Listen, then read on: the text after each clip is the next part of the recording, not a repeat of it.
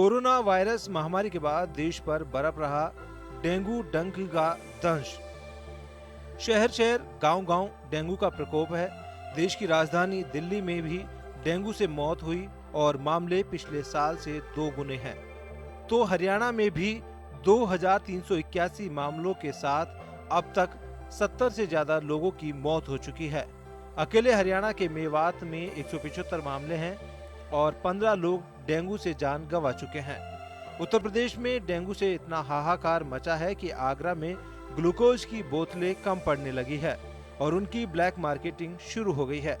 नोएडा और गाजियाबाद में भी 5 साल का रिकॉर्ड टूटा है। डेंगू का छोटा सा दिखने वाला मच्छर बेहद ही जानलेवा साबित हो रहा है। राजस्थान में एक महीने में 6,797 मामले सामने आने और 100 मौतों की मीडिया रिपोर्ट्स में दावा है। सरकार 10 मौतें बता रही है। हालांकि राजस्थान सरकार ने चिकित्सा अधिकारियों की छुट्टियां रद्द कर दी है और 20 अक्टूबर से 30 नवंबर तक डेंगू मुक्त राजस्थान पखवाड़ा भी मनाया जाएगा। अभी भी जो डेंगू के केसेस बढ़े हैं प्रदेश के अंदर, ये स्थिति को कैसे नियंत्रण में लिया जाए, इसके लिए हमने आज 3 घंटे वीडियो कॉन्फ्रेंस किए। हमारे प्रमुख शासन सचिव, हमारे secretary, MD NHM, MD RMCL और हमारी डायरेक्टर मेडिकल एजुकेशन, सारे मेडिकल कॉलेज के प्रिंसिपल्स, PMOs, CMHOs, सारे लोग जुड़े हुए थे। सबको हमने डायरेक्शंस जारी किए हैं। एक विशेष अभियान चलाओ 20 तारीख से लेकर 3 नवंबर तक डेंगू के खिलाफ, अन्य मौसमी बीमारियों के खिलाफ। छुट्टियां हमने सबकी निरस्त कर दी है और IC एक्टिविटीज़, लोगों को समझाइश का अभियान भी तेज करना है, डोर टू डोर सर्वे करना है। डेंगू का बड़ों के मुकाबले बच्चों में खास प्रभाव अधिक देखने को मिल रहा है। डेंगू बुखार के प्रकार में जहां क्लासिकल यानी साधारण डेंगू बुखार, डेंगू हेमरेजिक बुखार और डेंगू शॉक सिंड्रोम शामिल है, वहीं लक्षणों में सिर, मांसपेशियों और जोड़ों में दर्द होना, आंखों के पिछले भाग में दर्द होना, आंखों को दबाने या हिलाने से दर्द का बढ़ना और भी बढ़ना, बहुत ज्यादा कमजोरी लगना, भूख न लगना और जी मिचलना, मुंह का स्वाद बिगड़ जाना, गले में हल्का सा दर्द होना, दुखी और बीमार जैसा महसूस होना, शरीर पर लाल रेश होना शामिल है। हर साल अगस्त से अक्टूबर नवंबर तक कहर बरपाने वाले डेंगू की इस बीच यूपी के वैज्ञानिकों ने दवा तैयार की है। डेंगू की दवा का कानपुर समेत देश के 20 सेंटरों में ट्रायल होगा।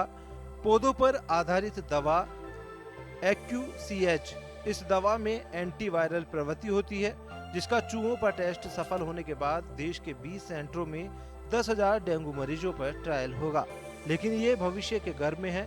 फिलहाल हमारे देश में डेंगू से हाहाकार है, बचाव ही उपचार है। ब्यूरो रिपोर्ट, जन टीवी।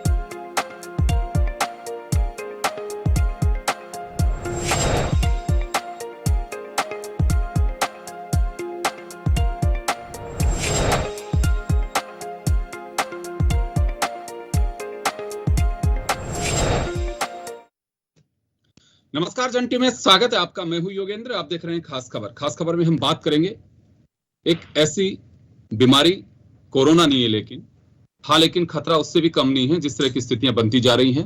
चिंता की बात नहीं है, लेकिन सजग रहना बहुत जरूरी है। हम बात कर रहे हैं डेंगू की। समूचा उत्तर भारत इसकी चपेट में है। हालात ये हो रहे हैं कि एक बार वापस वही स्थितियां बन रही हैं कि संसाधन कम पड़ रहे हैं। लापरवाही किसी की भी हो, लेकिन जान आपकी आफत में आ सकती है। तो चलिए हम विशेषज्ञों के साथ आज आपके लिए हैं कि हम किस तरह से बचाव करें, क्या घर पे इसका कोई ट्रीटमेंट कर सकते हैं, किस तरह के लक्षण हो तो हमें क्या करना चाहिए। हमारे साथ वरिष्ठ फिजिशियन पंकज आनंद साहब जुड़ रहे हैं। डॉक्टर संजय चौधरी साहब हमारे साथ वरिष्ठ शिशु रोग विशेषज्ञ हैं। Doctor Rajesh Pathak ji senior physician हमारे साथ में हैं, और डॉक्टर संजय वर्मा साहब शिशु रोग विशेषज्ञ हमारे साथ जुड़ रहे हैं। सभी का स्वागत है। मैं आनंद साहब आपके पास आना चाहूंगा। एक सोशल रेस्पॉन्सिबिलिटी के नाते भी हम लोग आपको तकलीफ दे रहे हैं कि वास्तव में जो हॉस्पिटल्स की स्थिति है, गवर्नमेंट ऑफ राजस्थान 20 अक्टूबर से 3 नवंबर तक एक पखवाड़ा भी चला रही है कि डेंगू मुक्त राजस्थान। कितना सफल हो पाएंगे, लेकिन कोशिश करनी चाहिए कि सफल हो पाए हम, और ये सब कुछ आप लोगों पे बहुत कुछ डिपेंड करता है। अभी सर जो सिचुएशन है उसको लेके सबसे पहले तो मैं एक अगर लाइन में चाहूं तो क्या स्थिति ऐसी है कि आउट ऑफ कंट्रोल जा रहे हैं, या ये कहें कि मौसमी बीमारी है, इस तरह की स्थितियां आती रहती हैं, लेकिन हमें थोड़ा एहतियात बरतना होगा। हम किस तरह से देखें सर इसे? देखिए, डेंगू पिछले 15-20 साल से हम सुनते आए हैं, हर साल होता था, कम या ज्यादा। पिछले 2 साल से कोविड की वजह से लोग घर से नहीं निकले और ये महामारी भगवान की दया से हमने नहीं फेस की। लेकिन इस समय जैसा कि हम सब ने मान ही लिया है लगभग कि कोविड तो नहीं है, तो लोग फिर निश्चिंत हो गए हैं। और इस चक्कर में ये डेंगू अचानक से विकराल रूप लेके पिछले 15 दिन पहले कोई बहुत गंभीर स्थिति नहीं थी, अचानक से बहुत सारे केसेस हमारे पास आने लगे हैं। तो जैसे कोविड में था कि एकदम से अगर बहुत सारे मरीज एक साथ अस्पताल पहुंचते हैं तो हमारे संसाधन कम बन जाते हैं। डेंगू बीमारी है, अधिकतर केसेस में सिंपल रहती है, बुखार आता है चला जाता है, लेकिन अगर बहुत सारे मरीज अगर हॉस्पिटल में आएंगे तो हम हैंडल नहीं कर पाते। तो इसके लिए जिम्मेदारी बहुत आसान है, सरकार पर हर चीज डाल दी जाए। मैं थोड़ा अलग सोचता हूँ, मेरे स्वस्थ रहने की पहली जिम्मेदारी मेरी अपनी है। हम सब नागरिक जानते हैं मलेरिया डेंगू से कैसे बचाव करना है। शायद हम 2 साल में ये भूल गए थे, शायद इसीलिए हमने अपने कूलरों में से पानी नहीं निकाला, शायद इसीलिए हमने मच्छरों को पनपने दिया, क्योंकि हम मच्छर के बारे में सोच ही नहीं रहे हैं। जिसको बुखार आता है सिर्फ कोविड की सोचता है। ये शायद एक कारण है कि हम थोड़े से निश्चिंत हो गए, थोड़े से लापरवाह हो गए, जिस वजह से ये स्थिति बनी है। ये बिल्कुल सच है कि बहुत तेजी से केस बढ़े हैं, अस्पतालों पे बहुत जोर पड़ा है। मैं ये नहीं कहूंगा कि कोविड की जैसी भयावहता है, क्योंकि मोर्टेलिटी कम है, इसका फैलने का तरीका थोड़ा सा अलग है। लेकिन अगर ये कंट्रोल अभी अगले 10-15 दिन में हमने नहीं किया अपने जीवन पद्धति में बदलाव लाके, तो प्रोबेबली ये भी कम मारक स्थिति नहीं होगा। जी पाठक साहब आपके पास आना चाहूंगा मैं। बात सही है कि कुछ तो महामारी की वजह से लोग, कोरोना जब दिखता है कि बड़ी आफत सामने है तो छोटी प्रॉब्लम को लोग भूल जाते हैं। कुछ इस तरह की स्थिति भी हम कई बार कहते भी थे कि जो पुरानी बीमारियां हैं वो कहाँ स्टैंड कर रही हैं कि नहीं है, क्या चली गई कोरोना के चक्कर में। यह एक सवाल है। कुछ लोगों ने हमें आज, जब हम चला रहे थे कि हमारी विशेष आज इस पे चर्चा होगी, कुछ लोगों ने इसे इस तरह से भी देखा है कि क्या कोरोना और डेंगू, क्योंकि जो प्लेटलेट्स डाउन तो जाती हैं, लेकिन जिस तरह की स्थितियां बन रही हैं, डेथ केसेस ज्यादा हो रहे हैं, तो क्या उसके साथ हम इसको कोलैबोरेट कर सकते हैं, या ये कहें कि नहीं ये बिल्कुल सेपरेट है और ये एक मानसिक भ्रांति है हमारी कि कोरोना के साथ इसे जोड़ना? देखिए, नो डाउट दोनों वायरल डिजीजेज हैं, लेकिन दोनों की पैथोजेनेसिस अलग है, दोनों का मोड ऑफ एक्शन अलग है और दोनों का ट्रीटमेंट अलग है। हाँ, इनको जोड़ना आपस में बिल्कुल भी उचित नहीं है। जैसा डॉक्टर साहब ने बताया कि इसके फैलने के तरीके और इसके होने के तरीके हम सब जानते हैं। फिर से हम रिपीट कर देते हैं कि जो डेंगू है वो एक दूसरे से नहीं फैलता है। ये सिर्फ और सिर्फ मच्छर काटने से फैलता है। और जैसा डॉक्टर साहब ने फरमाया था कि आपकी जिंदगी आपके हाथ में है, हमें किसी और के भरोसे नहीं रहना है। तो सिंपल सा एक उपाय था कि आप अपने आप को मच्छर काटने से बचाएं, क्योंकि अगर आप मच्छर को पनपने से नहीं रोक पाते हैं या मच्छर को बढ़ने से नहीं रोक पाते हैं, मच्छर को नहीं मार पाते हैं, तो सीधा सा तरीका है कि आप अपने आप को मच्छर काटने से बचाएं। ये कोरोना के बिल्कुल विपरीत है। कोरोना एक जानलेवा महाबीमारी थी जिसको रोकना, जब तक कि हम सब जो उसके प्रोटोकॉल हैं उसको फॉलो नहीं करते हैं, तो रोकना हमारे लिए बहुत मुश्किल था। लेकिन डेंगू में इसका उल्टा है, विपरीत है। हम कई केसेस ऐसे देखते हैं कि पेरेंट्स अपने बच्चों को लेके आते हैं कि साहब इसको डेंगू हो गया, और बहुत घबराए से होते हैं, पैनिक में होते हैं कि इनको एडमिट कर लीजिए, कंडीशन ऐसी है, हम घबरा रहे हैं। प्लेटलेट्स का जिक्र तो हर कोई करता है, जबकि प्लेटलेट का इस प्रोग्नोसिस से कोई डायरेक्ट लिंक नहीं है कि अगर आपकी प्लेटलेट्स कम है तो भी आप घर पे ट्रीट हो सकते हैं। इसके विपरीत अगर आपकी प्लेटलेट्स लेवल ठीक है तो भी आपको कॉम्प्लिकेशंस हो सकते हैं। तो प्लेटलेट का इसके प्रोग्नोसिस से कोई लेना देना नहीं है। मैं जो बात कह रहा हूं, पेरेंट्स डेंगू वाले मरीज के साथ आते हैं, लेकिन उनका जो पहनावा होता है वो कट स्लीव्स में होते हैं, शॉर्ट्स में होते हैं। उनको नहीं मालूम है कि डेंगू कैसे हो रहा है, क्या हो रहा है। जबकि गवर्नमेंट है या मीडिया है, इतना उनका प्रचार प्रसार कर रही है कि डेंगू आएगा और ऐसे फैलता है, इससे ऐसे रोका जा सकता है। लेकिन फिर भी हम खुद चला के हम इनवाइट कर रहे हैं, कट स्लीव्स पहने हैं, अपने अपने शरीर को हमने उघाड़ा छोड़ा हुआ है और मच्छरों को इनवाइट कर रहे हैं कि आओ हमें काटो और हमें बीमारी दो। तो इसका तो मेरे ख्याल से कोई कुछ नहीं कर सकता है जब तक कि आप खुद अपने आप में अवेयर नहीं होंगे।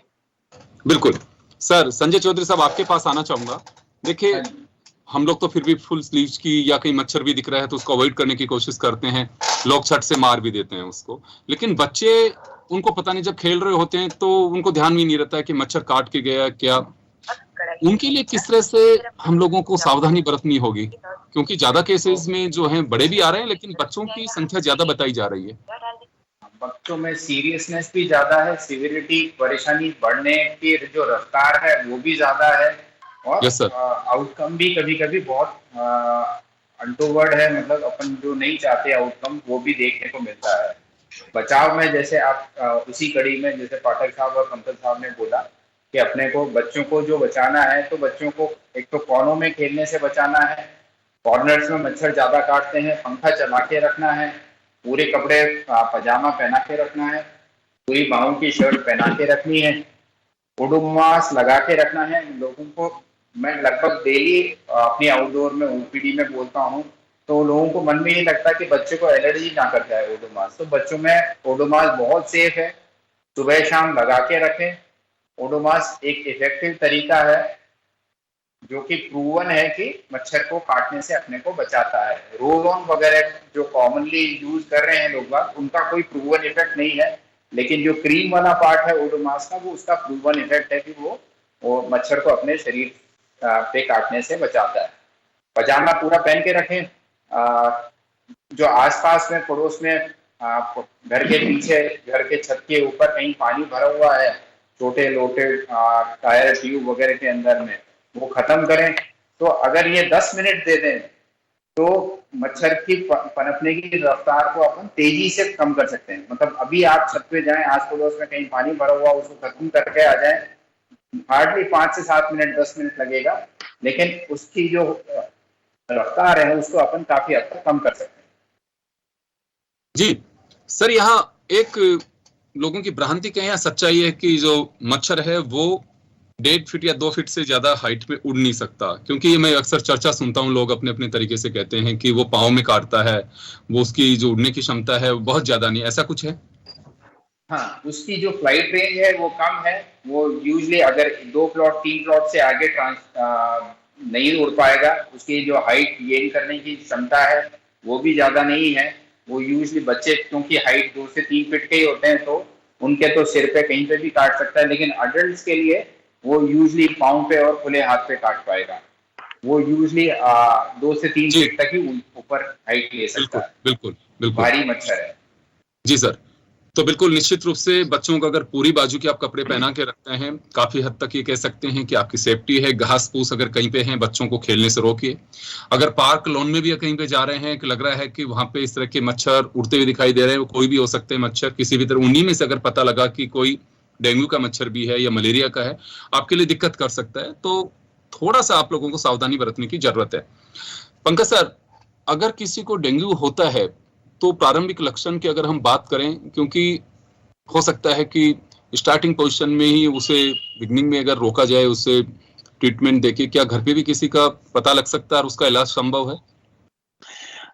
बिल्कुल संभव है, लेकिन इससे पहले मैं जो अपना पहले डिस्कशन हो रहा था उसमें एक आध चीज ऐड करना चाहूंगा। जी जी। देखिए, जो मच्छर डेंगू करता है वही मच्छर चिकनगुनिया और जीका वायरस को भी फैलाता है। पहली चीज, ये खास तरह का मच्छर होता है जिसको हम लोग हमारी भाषा में टाइगर मॉस्किटो बोलते हैं, क्योंकि इसके शरीर में टाइगर की तरह कलर होता है, ब्लैक और व्हाइट, और ये थोड़ा सा मोटा मच्छर होता है। तो जैसा हमने अभी डिस्कस किया कि इसमें क्षमता नहीं होती कि बहुत ऊंचाई पे जा सके। अब हुआ क्या है कि पिछले कुछ सालों में एक फैशन चल पड़ा है। जब हम बच्चे थे तो हम कुर्ते पजामे पहना करते थे। आज की तारीख में हर आदमी शॉर्ट्स पहनता है, हॉट पैंट्स पहनता है, नेकर पहनता है, और ये मेरा मानना है एक बहुत बड़ा कारण है। तो ये याद रखिए, ये गोधूली वेला में या अर्ली मॉर्निंग में ज्यादा काटता है। तो ये छोटे से पॉइंट्स अगर आप याद रख लेंगे, ये साफ पानी में पनपता है मच्छर, बहते पानी, मतलब जो साफ, जैसे टायरों में या आपके कूलर में भरा हुआ है पानी, आप साफ करना भूल गए हैं, या पंछियों का पानी के लिए हमने मटके रखे थे टूटे हुए, उनमें, उनसे पीछा छुड़ाइए। अब आपने बात की लक्षणों की।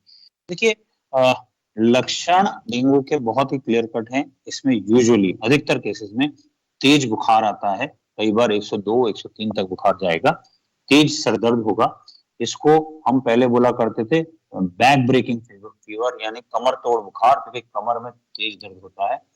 इसमें बहुत सारे मरीजों को हल्की लिवर में सूजन आ जाती है, जिस वजह से इन मरीजों में बार बार उल्टी होने की टेंडेंसी होती है, भूख मर जाती है, हाथ पैरों में दर्द। कुछ लोगों को आंखों के रेट्रोऑर्बिटल, आंखों के पीछे भी दर्द होता है, आंखें लाल हो जाती है। ये साधारण लक्षण है जो लगभग 90-95% में होते हैं। समझिए जैसे कोई भी बीमारी होती है, इवन कोविड भी 85 से 90% मरीजों को इतनी सीरियस डिजीज नहीं होती कि उनको हॉस्पिटलाइजेशन की जरूरत पड़े। इसका इलाज निश्चित रूप से अधिकतर केसेस में घर पे किया जा सकता है। फ्रैंकली इसका कोई, चूंकि ये वायरस डिजीज है, इसमें कोई एंटीबायोटिक काम नहीं आती। प्लीज डॉक्टर के पास जाके दवा न डालें या केमिस्ट से एंटीबायोटिक लेकर न खाएं, ये ध्यान रखें। डेंगू में एक चीज का विशेष ध्यान रखना होता है कि इसमें शरीर में पानी की कमी ना आने पाए। किसी भी वजह से अगर आप पानी नहीं पी पा रहे हैं तो डेंगू में वो सीरियस हो सकता है। तो आप घर पे रहें तो प्रचुर मात्रा में थोड़ा थोड़ा करके पानी पी सकें, अगर आप पी सकते हैं तो। दवाई इसमें प्लीज कोई स्ट्रॉन्ग पेन किलर जैसे डाइक्लोफेनेक या आइबुप्रोफेन न लें। साधारण पैरासिटामोल बहुत कारगर दवाई है, 3 से 4 गोली तक ली जा सकती है। पूरा रेस्ट लें। बुखार आते ही अपने चिकित्सक के पास जाएं और जांच कराएं। जितनी जल्दी आप जांच करा लेंगे, जितनी जल्दी आपको पता चल जाएगा कि मुझे डेंगू है या नहीं, उतनी जल्दी आपका निदान होके ट्रीटमेंट हो सकता है। लेकिन ये जरूरी नहीं है कि आपको डेंगू पॉजिटिव आया तो आप तुरंत अस्पताल में भर्ती हो, उसका कोई फायदा नहीं है। कुछ उसकी क्लियर कट गाइडलाइंस हैं कब भर्ती करना है। हम खासतौर पर, मैं एडल्ट फिजिशियन हूँ, एडल्ट की बात करूं तो अगर व्यक्ति को ये स्थिति हो गई है कि इतनी उल्टियां हो रही हैं कि उसमें शरीर में पानी की कमी हो रही है, या प्रचुर मात्रा में वो जल नहीं ले पा रहा है, या उसकी प्लेटलेट काउंट, प्लेटलेट याद रखिए अधिकतर केसेस में गिरते हैं बुखार जाने के बाद। ये भी याद दिलाऊंगा, बहुत सारे पेशेंट्स निश्चिंत हो जाते हैं कि अब तो बुखार गया तो डेंगू गया, नहीं, प्लेटलेट टूटता है दूसरे तीसरे दिन बाद बुखार के, तो वो नजर रखनी है। कहीं से भी रक्तस्राव हो रहा है, प्लेटलेट अगर 20,000 से कम होती हैं तो ही प्लेटलेट चढ़ाने की आवश्यकता है, क्योंकि प्लेटलेट की अपने रक्त में जीवन, जो टोटल टाइम है वो 24 घंटे होता है। तो आपने अगर 70,000 पे प्लेटलेट चढ़ा भी दिए तो अगले दिन फिर नीचे आ जाएंगे। तो डॉक्टर को दवा में न लाएं भर्ती करने के लिए। जो जरूरत है रेस्ट, पानी मतलब हाइड्रेशन, तीसरा अगर जरूरत पड़े तो पैरासिटामोल खाएं और डॉक्टर को दिखाएं, जांच करें, ये अधिकतर केसेस में काफी है। जी बिल्कुल। पाठक साहब आपके पास आना चाहूंगा मैं। डॉक्टर आनंद ने जिस तरह से बताया उसी तरह से मैं आपसे भी एक बात जानना चाहूंगा कि खाने पीने की अगर जो बात की जाती है, इसमें कुछ लोग जानना चाहते हैं कि किस तरह का खाना हो, और ये बिल्कुल एक बहुत बड़ी बात है कि लोग पहले दिन ही देखते हैं कि बुखार हो गया, प्लेटलेट्स के लिए व्यवस्था करके रखो। बिल्कुल सही है। मैक्सिमम केसेज में ये होती है कि उसके बाद हम लापरवाह हो जाते हैं, चलिए बुखार उतर गया, डेंगू गया, बाद में उसके बाद में प्लेटलेट डाउन जाती हैं, उसके बाद में आपको जो भी व्यवस्था करनी है वो सारा कुछ करना होता है। तो यहाँ एक ये जो गैप है उसमें किस तरह की सावधानी रखें और कैसे महसूस होगा कि हाँ मुझे अब मेरी जो काउंट्स है वो डाउन जा रही है, कैसे पता लगेगा उसका?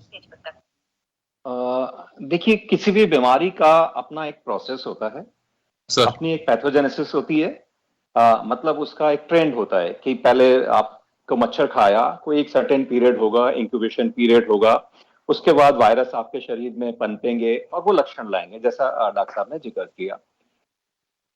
अगर हम एज जनरल बात करें तो हमने डेंगू को एक उस स्टेज में बांटा हुआ है कि पहले आपका फेब्राइल फेज आएगा जिसमें बहुत तेज फीवर आ सकता है, जैसा बताया गया है। आपको फीवर में आपके रैशेस भी आ सकते हैं, कमर तोड़ बुखार होता है, बीमारी है तो आपको कमजोरी भी आएगी। स्वाभाविक है कि कोई भी एक्यूट इलनेस में आपकी भूख भी कम हो जाएगी।